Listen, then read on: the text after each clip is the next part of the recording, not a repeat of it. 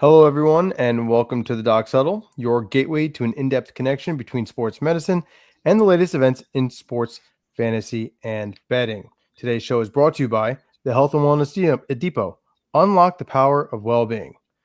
Thanks for checking in with us this evening. I'm Dr. Mikey B. With me, as always, Dr. MJB, the legend, aka DJ Soft Tissue, and CJ, the sports enthusiast. Gentlemen, happy Wednesday. We are back, boys. We certainly are. Let's get things kicked off, man. A lot of breaking news this week. I want to start our conversation with the legendary Bill Belichick ends up in Chapel Hill, becoming the head coach of the UNC football team. Wow. Wild. Saw that earlier today. I was like, oh, I can't wait to talk about this. Six-time Pro Bowler. Six-time Pro Bowler, six-time Super Bowl winning head coach. That's to the resume. Like that. God No, damn. just add that to the resume. 72 years old at this point in his career. So a lot of people wonder how much juice does he have in the tank. A lot of people wonder how well will he mesh with college students, right? We know that he's had time with pro players, and he was a stern head coach. So what do you guys think about this move? Well, I think it's first off, interesting.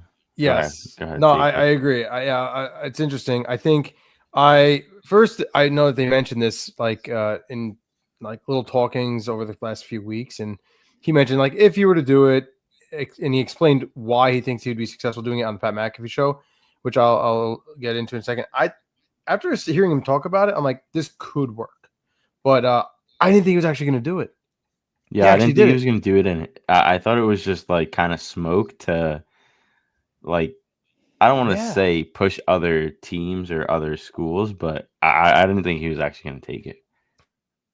To see if there's going to be any offers in the NFL first. And that's kind of what people were saying. And then he must have just loved the offer that UNC got him. I mean, listen, if that's where he wants to settle, right? I mean, he's 72. You said if he wants to settle in North Carolina, I mean, you're there, right, MJB? So listen, it's supposed to average at least 100 people a day moving to Charlotte. I don't know what the rest of the state looks like, but it's booming.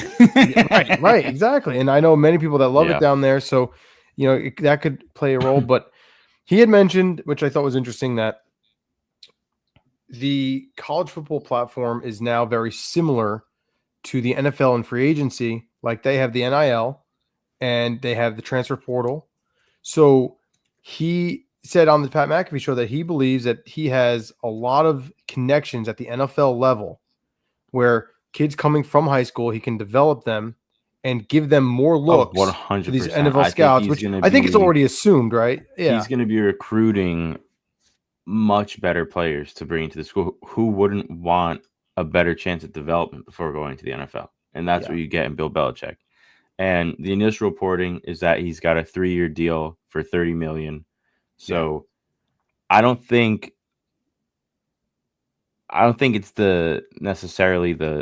I'm not going to harp on the contract and the money. I think it was just a change, and they gave him the opportunity, and maybe he loved it so much that he didn't want to lose the opportunity and wait on it, And one thing that I think is kind of nice, I'm not going to say he's going to be unsuccessful in college, but I also feel like this doesn't hurt his legacy in the NFL, which I find not at all. Yes. Yeah, agreed. 100%. Yes, Chris. So when I heard about it, that's where I was going with it, Chris. I was like, he has nothing to lose, right? College football has never been more exciting than ever right now, right? With the transfer portal, NIL deals, like that's exciting. I think it brings a different element of excitement to his life. It's a new challenge, right? Like he's never had to deal with that. If it was the old standard of college football, I don't think he entertains it as much. But because the landscape of college football has changed, there's playoffs, man, it's exciting. I could see college football has continued to transcend based on all the new changes that have been made. And then not to stir up or start any soap opera business here, but he does have a 24-year-old girlfriend, man. Her name's Jordan Hudson. I don't know if you guys knew this. And I saw the photos one time. Him coming out of the house. So listen, there's a 48-year discrepancy between her and him. Is she doing it for money? I don't know. But all I know is that he's He's He's intrigued at this to point of relate his to life. the younger to the younger people. that- Let's just leave it at And that. that's how I interpreted it, man. That's all I you was have like, to this do. is very interesting. Hey, Bill's listen, trying to find his feng shui, and who are we to blame him? Feng shui. I love it. I love it. Yeah.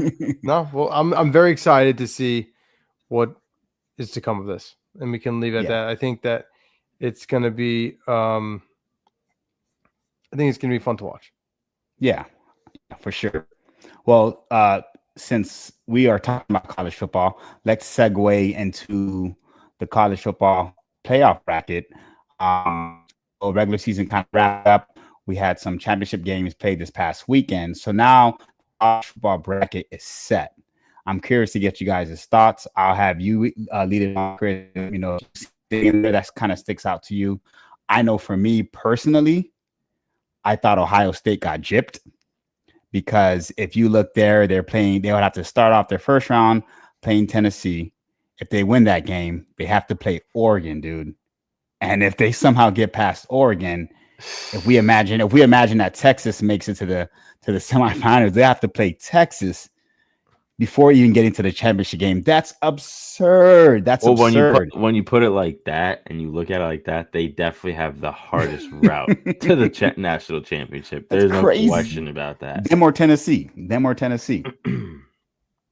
Yeah, that is very interesting. I think Texas is hot right now, as much as I don't want them to be. You know, go Mountaineers, but I think they're because it's all about the horns down life. You know what I mean? Yeah, there you go. So, you know, I think they're hot, but yeah, I didn't even realize how rough of a road to the national championship bowl that would be. That's crazy. I'm not worried about Texas. They're not making it past the semifinals. Every single time I'm rooting for Texas because I think that they should win, whether I place a bet on them or whatever the case may be. They are not showing up against the bigger opponents in the big moments this season.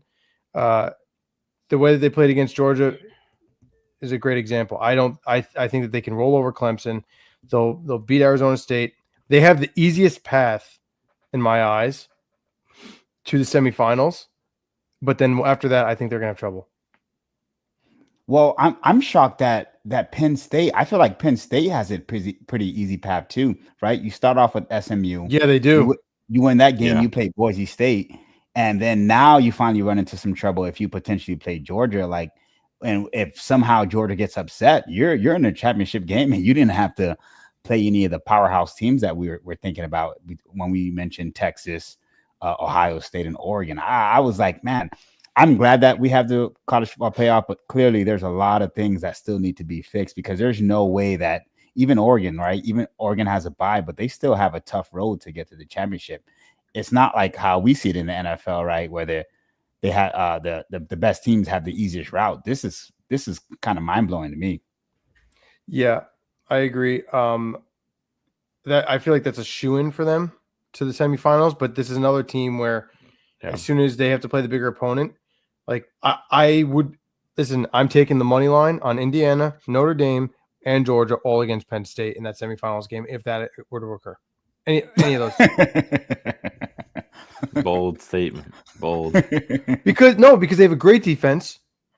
However, they never put up enough points to get the W. I just don't see it happening. Every single time I'm hoping that they can win. And then they played a team like Oregon. Like, dude, it's not even a competition.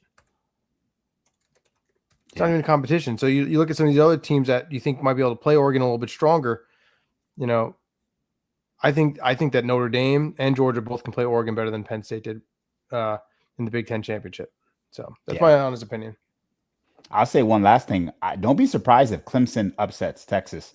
I know I mentioned this to you before, Mike. Quinn Ewers, after his injury, man, he has not looked the same. And they're so reluctant to play Archie Manning. And I think that he just provides a different element to their team if they do play him. He's more mobile. I think that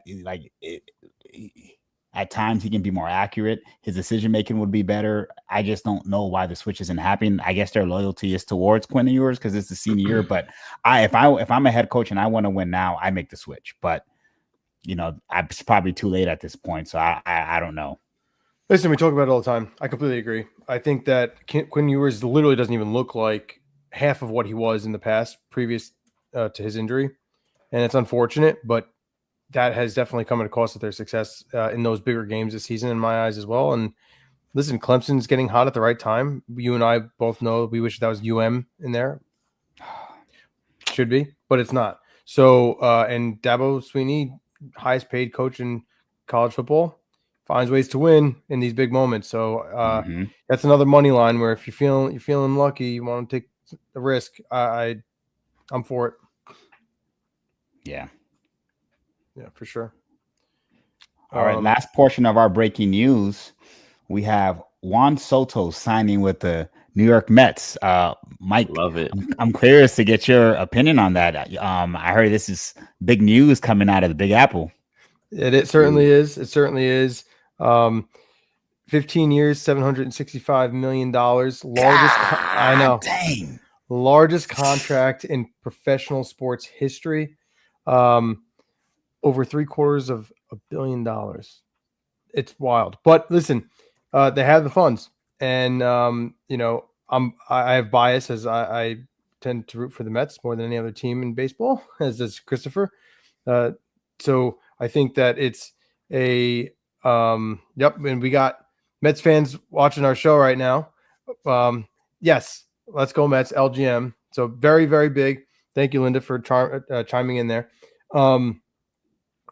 It's a big deal. I think it brings controversy because the Yankees have always been the big brother to the Mets, who we're always made fun of as little brother. And let's go Mets. Another Met fan. Thank you, Rob, for chiming in. Absolutely. So, even though that's not the basis of our show, I think that's how big of news this really is, because this brings a lot more excitement to Queens, to the New York Mets. They are beyond a contender now, and they're not finished in free agency, which makes it so exciting. The Dodgers had made so many big signings already to that powerhouse, and who's going to compete with them? And, we saw that the Yankees with their roster really couldn't compete with them this past year. And, the Mets are going to have to go through the Dodgers to be able to get to the World Series, and making this signing is the first big step that says, hey, we can actually do this. So very, very exciting, very liberating as a Mets fan. So we're excited. What was that dollar amount again? Huh? What was that dollar amount again? So it's $765 million. But before the signing what's crazy is over the first 5 years, he gets paid $305 million in 5 years. And then he has an option to get out of the contract if he wants to after 5 years. If he wants to stay, then each year his salary increases by an additional $5 million. It's insane. Yeah, I mean, I don't see why anyone's going to want that opt out when you're making the most money in history. But yeah, hey, it's there. We'll wait to see what happens. But for the next 5 years, we're in it, baby. It's going to be fun to watch. Absolutely. Man. Played the wrong sport, boys. Yeah, big time. Big time, dude. Football was not it. All right, so let's segue into our next segment of the show. We'll get into our doctor's rounds. This part of the show, we like to shed light on our medical expertise, as both Dr. Michael and myself will talk about certain injuries that are pertinent to certain individuals and their teams, and how could it potentially impact them for the rest of the season. So here on the screen, you see the notable injuries that we have for this upcoming week, where we have in general 49ers running backs. Wild, dude. It's wild. I mean, you got Christian McCaffrey, Jordan Mason, both of them are out. Now, Isaac Guerrero did not practice with his foot injury, right? We don't know if he's going to be able to go this week. It's literally up in the air. Who do they have? I don't know. And it's not like we have a lot of time. They're playing tomorrow evening, which we're going to get to. So maybe Debo gets the bulk of the carries. We'll wait and see. But this one's very interesting to watch because they're running extremely thin. It's like, remember when they got plagued with the quarterback position in the playoffs? And then even Brock Purdy, when we had the UCL injury, and it's like, who do we go to? This is what's happening now. They're so thin at running back. It's wild. So hopefully Guerrero can go. He's an exciting rookie, that 4.3 speed, but we'll see. Yeah. And I mean, I won't get into each player on this screen here, but I think some notable injuries that we want to kind of dive into, in particular, the Panthers backup running back, Jonathan Brooks. I'm a huge Panthers fan. I was watching the game. Brutal loss, man. It's his second ACL injury in 13 months. Unacceptable. He tore it while in Texas. Had the surgery for it 13 months later, injured it on a jump cut this past Sunday. So for our viewers, we wanted to talk a little bit on the kind of the anatomy of the ACL, and then we'll play a brief clip of how the injury occurred and then kind of shed light as to how he retore his ACL. So I'll go ahead and share my screen so everyone can see.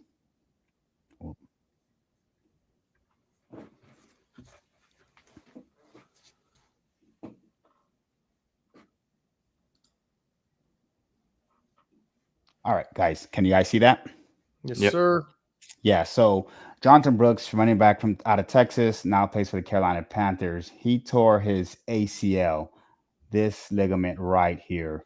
Now, the reason we felt that it was pertinent to show our viewers what the ACL actually looked like is because the ACL runs at a diagonal angle, right? You can see from up here, its proximal attachment is the posterior lateral aspect of the femur, and then it kind of runs across here to the anterior medial aspect of the tibia. Why that's important is based on the anglination of this ligament, right? It prevents movement in several planes. So, for example, the ACL prevents excessive translation with the tibia moving forward, but it also helps keep the knee stable with certain movements such as twisting and bending. So, I just thought that showing this image will kind of shed light, right? We know that all the ligaments around the knee help support and provide stability for the knee, but the inclination on this is real pertinent because it shows that the ACL provides not only stability in the sagittal plane, which is one of the planes of movements that movements occur in, but also in the diagonal plane as well. So I'm going to play this clip so we can kind of see the ACL injury, and then I'll shed it over to Mike so he can shed more light on that. So going back. Bear with me.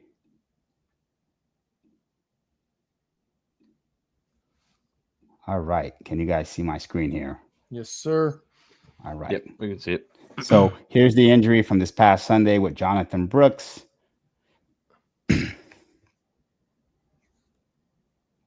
The replay version will show in just a second here. I slowed it down so we can all get a nice visual of to actually what happened during that play. It's going to occur right there. Fortunately, the ref got in the way there, but I'll rewind that one more time so we can see it. And we want to thank the NFL Network for providing this fantastic footage. Right there. Boom. Yep. And you can see him pull up on it so that way he really can't bear much weight on the leg afterwards, which is why he immediately goes down on the next time he plants with that right foot. So in a situation like this, does this trigger you to say, okay, he just was not ready to be back? Or is that not necessarily the case? It's your immediate assumption, and I'm going to explain why. Are you showing that one more time, Mike? Yeah. Yep. So as he's coming, right, he's going to plant that leg with the leg outstretched on that right leg like that. And then at that point, he's already gone. And then he can't put the weight on it on the second time. And you can see he's like, okay, I'm going down. So what occurred there?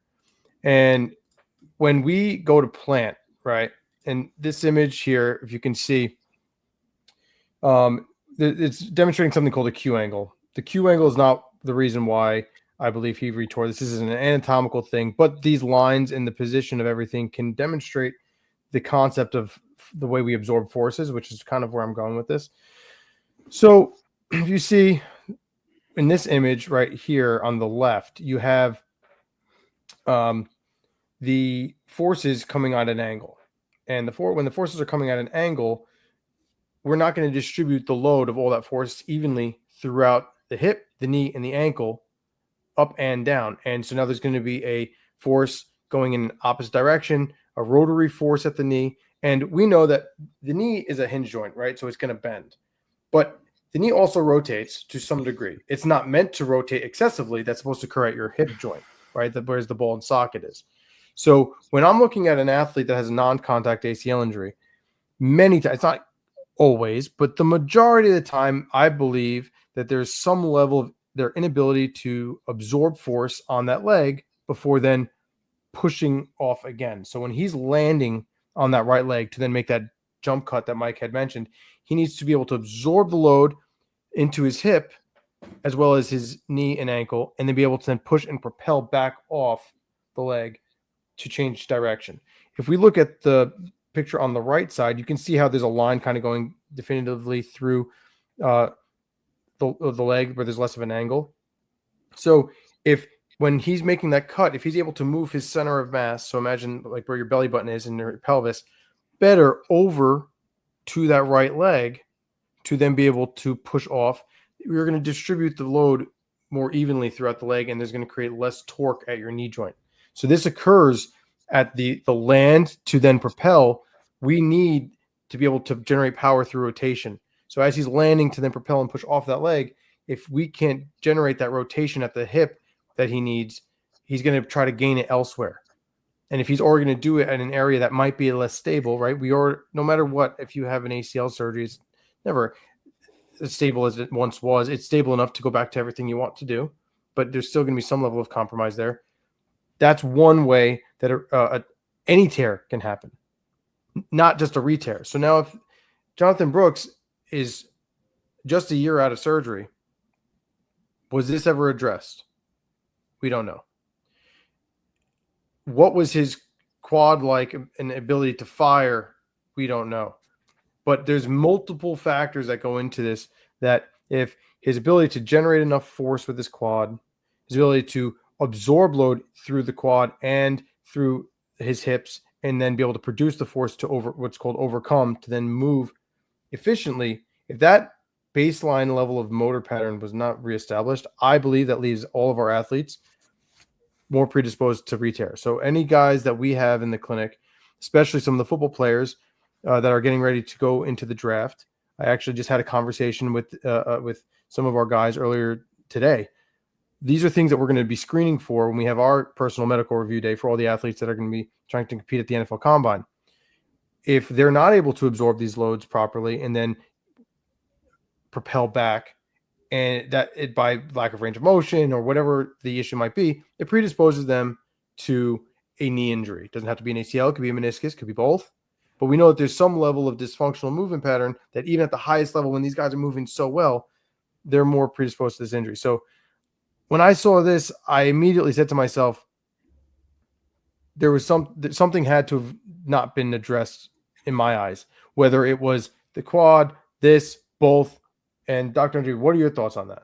Let me chime in, because as a huge Panthers fan, I've seen every game since Jonathan Brooks returned to play, and acceleration during those games was never his issue. I didn't see much change of direction, and I don't know if he didn't feel comfortable. I don't think that it was addressed properly through rehab, because he just didn't look comfortable doing it. And I just figured, obviously, right, we're not there in the training facility. We don't know what's going on. So I just assumed that, it's going to take time for him to get acclimated to the speed of the game and things like that. But I don't know, after seeing this injury and how it was such a non-contact and just on a simple jump cut, it made me believe that there was some error in training. And I don't want to, throw anyone under the bus by saying that, but that's how it appeared to me. He had no issues moving in the sagittal direction, right? Going in the sagittal plane as he has to sprint forward. But the second he has to make movements in any other planes of movement, it didn't seem or feel comfortable for him. Or fluid. Or fluid at all. And you can kind of see that in this past game and how he retore his ACL. So yeah, if anyone's a huge Panthers fan like I am, I'm sure they saw it as well. Especially if they have any expertise within the medical field, they'll kind of see that and be like, yeah, I kind of see what you saw. Like acceleration was never his issue, but changing direction clearly was a problem. And that makes me question. The Panthers aren't playing for anything. They're not going anywhere. So are we rushing this guy back? What? And I think that this might be not only a limitation to maybe what it may not. It might be more of our field, right? Like, and I think about this all the time. We have great, in my opinion, testing measures to rule out the ability for these guys to be able to go back into play. I don't believe we have good testing measures to be able to rule in that they can go back to play. And what do I mean by that? If a guy fails a particular test that we're putting them through, it means I can guarantee that he's not ready to return to play. But if he passes, can I guarantee that he can go back to play? Not necessarily. And I think that that's something where there needs to be more understanding where these guys need to be like vetted in and out on their movement patterns, because this is something that I think comes up with re-injuries like the ACL, as well as chronic injuries, whether it's chronic back, chronic hamstring. There's something that's being missed where these guys are returned because it's very fast, right? This is a professional level. We want to get them back. I know that for a fact. It's a timeline, and it's a lot faster than anybody else's. Time is money. We got to get them back on the field ASAP. It hurts me because that's the case for a lot of these guys during season. I just don't see why it needed to be that way with him on a Panthers team that's not going anywhere this year. And Chuba Hubbard has been playing I think great. you can't. If he's, it's just whether he's cleared or not, right? So clearly, whatever checklist you guys got to go through to figure that out, they must have thought he was ready, or didn't check him properly. To what you're saying, you know what I mean? So they're not playing to lose. You know what I mean? So No, but I agree. But at the same time, if you have who's supposed to be your future franchise running back, Jonathan Brooks, which is the type of athlete that he was at Texas, if there's any uncertainty, I'm not clearing him because we're not playing for anything yet this year. Especially if you're noticing that he's not making good change in direction at practice and he's only accelerating. Now, again, that was your observation in the game. It could have been game speed. He just wasn't up for it. We don't know. And those are things that now we're just making assumptions that we won't know. But we do wish him the best. It's unfortunate, to say the least. Yeah, I can guarantee you, man. Listen, and obviously, well, I'll take that back. I can't guarantee, but man, watching, I can't guarantee anything. But watching the game, dude, I swear to you,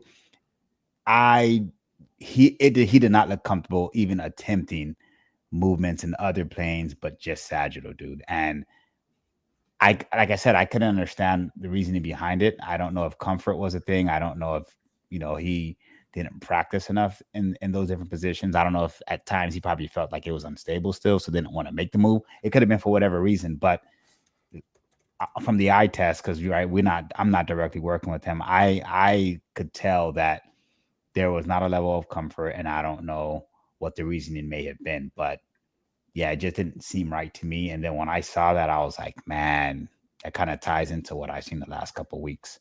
And for granted, right, to not throw anyone or discredit anyone, that could be his playing style. He could just have a preference of just accelerating and not really worry about it. He could be just literally be a downfield runner. That could be his playing style. He did a lot of that in Texas, but as simple as evading defenders, he wasn't even attempting to do that. And I was like, every running back, that's like second nature when it comes to, downfield running. Even if you're a downfield runner, you're going to try to some way of evade a defender if you have all this green space to work with. And he just never attempted to do so. Yeah, I will, which makes I feel like this may, like now seeing the injury, that might start answering some of the questions as to possibly why that was what you were seeing on the field. But I will say this. I would be very surprised if we see him in 2025. Yeah. Because of this injury, right? It took him 13 months to get back to do a re-tear. The second time's always harder. is always more difficult, especially considering that we can say that he wasn't, no matter what, we could say this, he wasn't stable enough to prevent a re-tear, okay? Because it tore. Yeah. So no matter what, that we do know for certain. So now the fact that he's going to have to go through this a second time, and he never truly established full return safely, it's going to take that much longer. So let's just hope that, all goes well the second time around. I'm assuming that they're going to use a cadaver. So, that might speed up some of the early rehab. And then we'll just see where it goes. Because, using what's called an allograft, which is a cadaver for someone else, it's not normally as stable as, say, if you take your own quad tendon, hamstring tendon, or patellar tendon, which is called an autograft. So when you harvest your own tissue, it normally tends to be a little bit more stable. And with a professional athlete, anyone who's going to be putting a lot of rigor through that joint, they tend to use the autograft route. I have not had spoken to a surgeon or a patient who has had two done where on the second time around, they harvest your own autograft a second time from a different site. Normally, the first time is done by the autograft if they choose that route, and the second time is the cadaver. So maybe that will help his recovery or a little bit earlier on, but I guess that'll also remain to be seen. Yep. Okay. Moving on. We're going to our roster triage where we have our stardom and sit 'em. We each will provide insight on players that we think you should start and sit this week to potentially help your fantasy teams. I know some leagues are probably entering the playoffs by now. Unfortunately, that's far-fetched for me. But moving on, that doesn't mean that other people won't have opportunities to potentially win their league. So I'll go ahead and have Mikey B start his roster triage for us. All right. So I chose this one because it hit home a little bit. All right. So I was concerned when playing this weekend because Ladd McConkey was my wide receiver 2 prior to him being then ruled out just 45 minutes prior to kickoff for the Sunday night game, which left me with no wide receiver 2, which made it a very stressful weekend, as you both may know. Now, he is ruled as questionable with both a shoulder and a knee injury. Now, they desperately need him. Will Dissly, which was on our injury report, is also out, and he will be out with a shoulder injury for a few weeks, and that is for certain. They're going to try to avoid putting him on IR because they want to try to get him back before the end of the season. However, this means that the target share needs to definitely go to McConkey. However, it's too much in question, and based on the fact that we have a great matchup with Jalen Waddle, we are going to go that route. So I would like us to start Jalen Waddle this week. We're going to sit Ladd McConkey. Jalen Waddle is going to be playing the Houston Texans, who are 26th against receiving yards against wide receivers, and they are 31st in giving up touchdowns to wide receivers. So this should give you at least a minimum of 12 fantasy points, if not more, going into this week. So Jalen Waddle is a start for Michael. Yeah, his production has picked up recently since Tua's been back. So Yes, I think that'll definitely help his fantasy production. Yeah, and that's what I was going to bring up.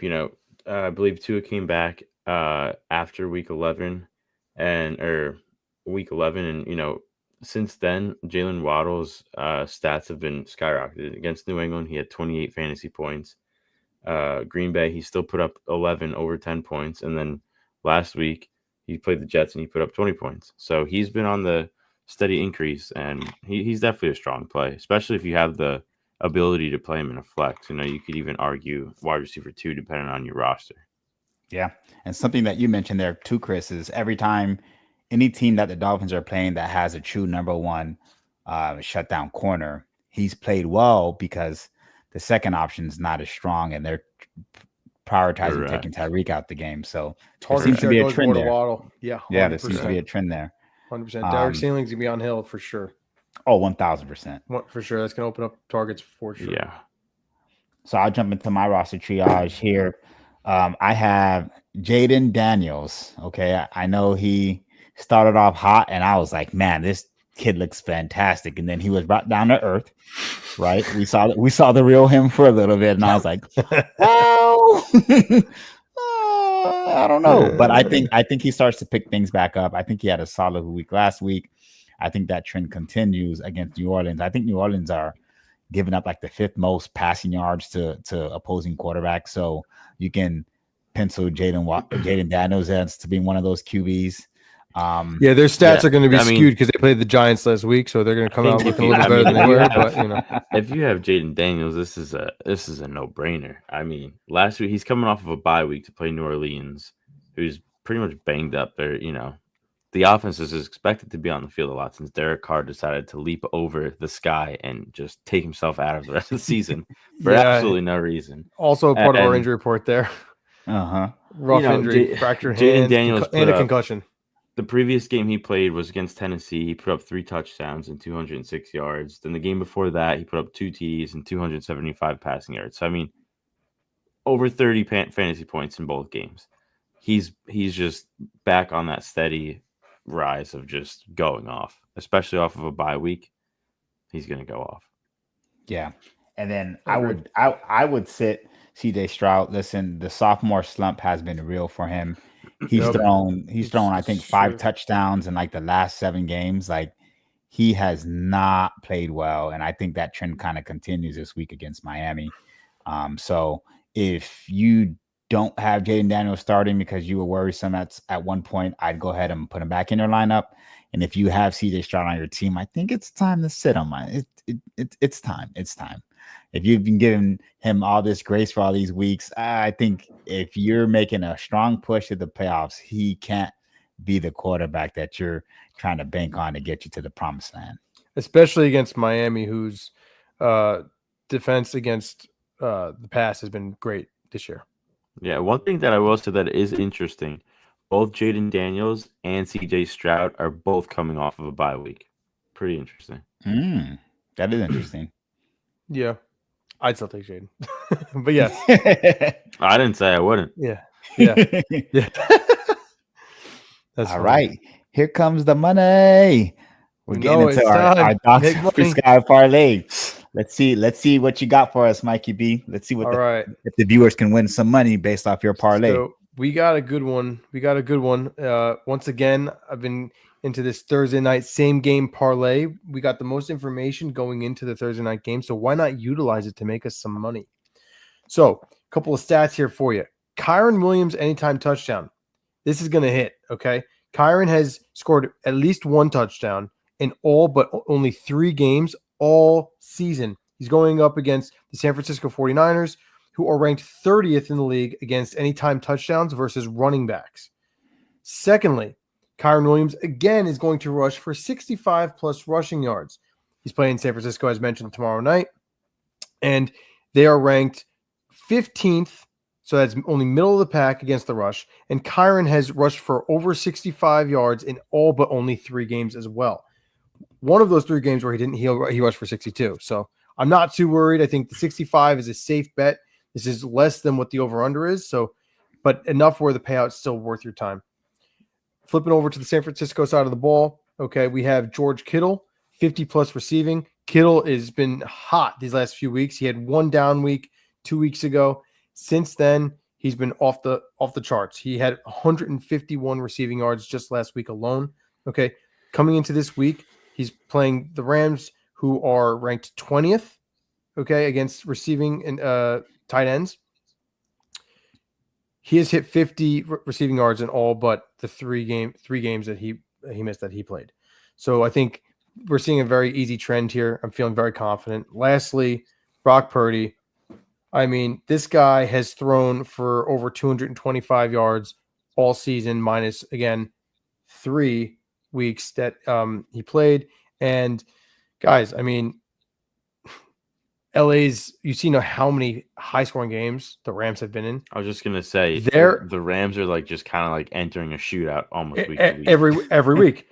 They're ranked They're ranked 25th in passing against passing yards and 26th in passing touchdowns. So one that I did not put on here, but I thought about you can consider +1 or 1+ touchdowns for Purdy if you want to add a fifth leg in there for another jump. I think he's going to throw at least one. So this should definitely hit 22 to make it an even 103 win. I love it. Feeling great about it. Yeah, I like it. No, I like it. And you have the stats to back it up. So it is. You can't fight stats. You can't fight numbers, right? Can't argue, man. That's what I'm saying. All right, so I'll jump into my parlay. I'm the viewers. I'm your boy. I'm here to get you the big bucks. Okay, $25 to win $150. You hear that? $25 to win $150. Now, before you think I'm crazy, I know you're looking at that and saying, Puka Nacua, all he needs is one touchdown, ladies and gentlemen, one touchdown tomorrow night, which I think can happen. The 49ers have not looked like themselves. Okay. No. I think that since the Rams have been putting up a lot of points recently, that this is something that can definitely happen tomorrow night. As we mentioned earlier, in terms of the Dolphins playing the Texans, I think Singletary will, without a doubt, be on Tyreek Hill, giving Jalen Waddle plenty of opportunities to get his 55 yards receiving. There it is. Okay? There it is. That's what I'm saying. Listen, I'm a Panthers fan. Our number one weapon on offense is Adam Thielen. Okay. Outside of Chuba Hubbard, of course, but Adam Thielen is our main receiver. Okay. I wish I could say it was different. I wish Leggett was catching passes, but he's not. Okay. He's not. And it frustrates me. But because that's happening, I think Adam Thielen hits his numbers. I think he gets his 51 yard receiving. So if Puka Nacua hits tomorrow night and gets that touchdown, just know you have some money in the bank because the other two are a guaranteed hit. Yeah, what do you guys think about that? I like it a lot. I love the confidence.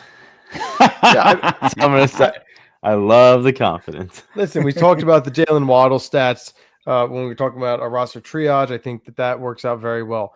Adam Thielen is going up against the 23rd ranked defense against receiving yards, and he's your number one target. Dallas has been terrible. There's no reason why he shouldn't. Yeah, I mean, the past 3 games he put up over 50.5. So right, everything's trending upwards, and they're going up against a defense where it should be done. So I'm feeling good about this. And they've been playing some of these teams at the back end of the year really tough. Win or lose, they've been playing them tough. So I think that's a lock. And then the Puka Nacua touchdown. Listen, this is how I look at it. Kyren Williams, he's going to score one touchdown at least, because that's a guarantee, and that's also on my parlay. But moving aside from that, with the Rams, they're going to put up points, dude. And the 49ers are ranked 16th against receiving touchdowns from wide receivers this year, middle of the pack, divisional game. I just don't see how they're going to be able to stop him from getting into the end zone. I think that this is another great ticket. Trying to tell you, man. Trying to put money in people's pockets. That's it. That's it. Making people rich there, Dr. MJB. The legend. He's got a name for a reason, you know what I mean?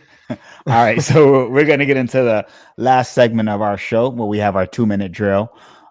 This part of the show, we'll like to read off different games that are going to happen for this upcoming weekend, and I'll go ahead and pick them off. I'll have Dr. Mikey B and Chris, they'll go ahead and analyze my picks after I make them.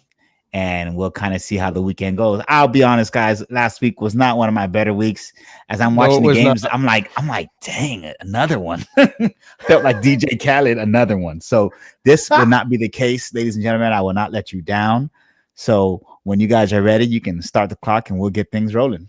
All right, and the clock is going to start right now. Okay.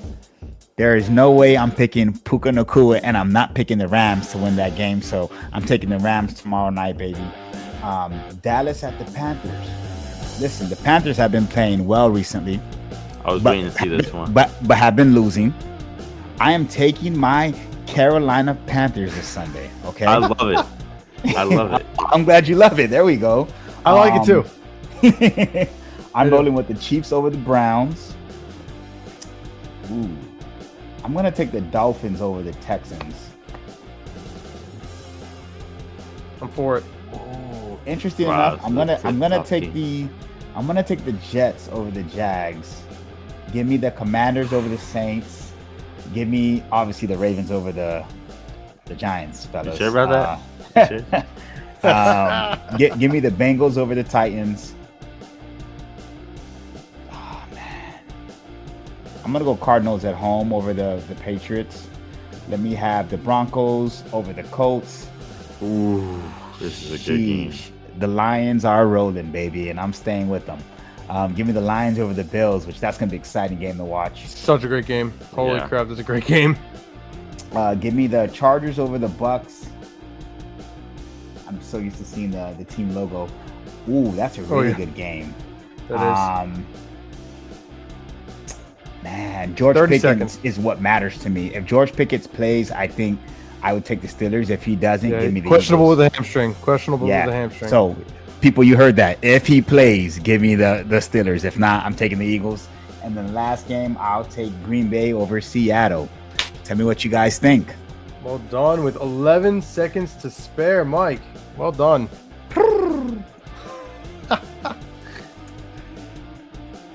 So I liked, who did you take? Rams or 49ers? Rams. Yeah. I liked a lot of it. I like the Panthers. I think they have been playing well, and then they just fall apart. And Dallas has been in shambles. So I think it's not. I think it's gonna be really hard for them to win. I just think that the possibilities there. I'll take it. Who did you take in the Bucks and Chargers game? I take Chargers. Yeah, they're gonna it's gonna be a bounce back game for them. They're gonna probably win. Yeah. Honestly, I like everything. You know, one thing that we didn't get to discuss earlier in the show is this whole feud. But I know it's still developing, so we don't really know anything about it. We just know there's something going on with AJ Brown and the Philadelphia Eagles, and how he's not happy and such. Pittsburgh can win that game. They can. I really want them to win that game. I feel like it's going to be a Philly W, and it's going to be another one of those where they're going to help. It's going to help them get right, and then they move on, and then it's just going to make for a more interesting fight in the AFC, and then it's just going to further separate Philly with the Lions as the two that get into the playoffs right now and clinch. So I hope Pittsburgh wins, but I would not be surprised if Philly pulls that one out. Philly. Yeah, I think Philly. that- No, I was just gonna say. Well, you're on the Philly game. I was just gonna say, game of the week is definitely Buffalo and Detroit. I think that game's gonna be unbelievable. So good. So good. Yeah, I can't wait for that.